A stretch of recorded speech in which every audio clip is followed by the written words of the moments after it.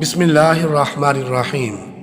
اسلامی سال کا 11واں مہینہ ذی قعد ہے اور ذی قعد کا شمار 4 حرمت والے مہینوں میں ہوتا ہے، اور وہ 4 مہینے یہ ہیں: ذی قعد، ذی الحج، محرم اور رجب، جن میں اہل عرب جنگ کرنا حرام سمجھتے تھے۔ ذی قعد قعود سے بنا ہے جس کا معنی بیٹھنا ہے، چونکہ اس مہینے میں اہل عرب جنگ کرنے سے گریز کرتے تھے اور اپنے گھروں میں بیٹھ جاتے تھے، اس لیے اس مہینے کا نام ذی قعد پڑ گیا۔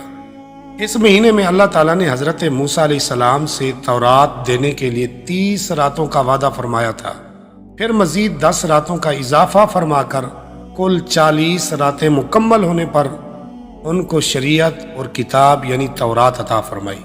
ان 40 راتوں کے بارے میں مفسرین کرام نے لکھا ہے کہ یہ 40 راتیں ذی قعد کے پورے مہینے اور ذی الحج کے پہلے عشرے کی تھیں۔ اس کے علاوہ اسی ماہ کی 5ویں تاریخ کو حضرت ابراہیم علیہ السلام اور حضرت اسماعیل علیہ السلام نے بیت اللہ شریف کی بنیاد رکھی تھی۔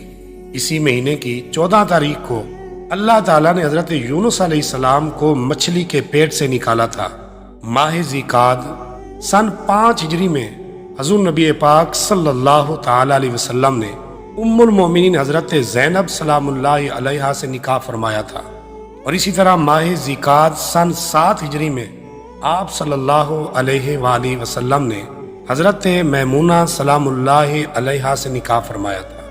تو ان وجوہات کی بنا پر ذی قعد کا مہینہ اسلامی تاریخ میں بڑا قابل قدر تصور کیا جاتا ہے۔ اللہ تعالی ہم سب کو دینی اور شرعی مسائل میں سمجھ بوجھ عطا فرمائے، آمین یا رب العالمین۔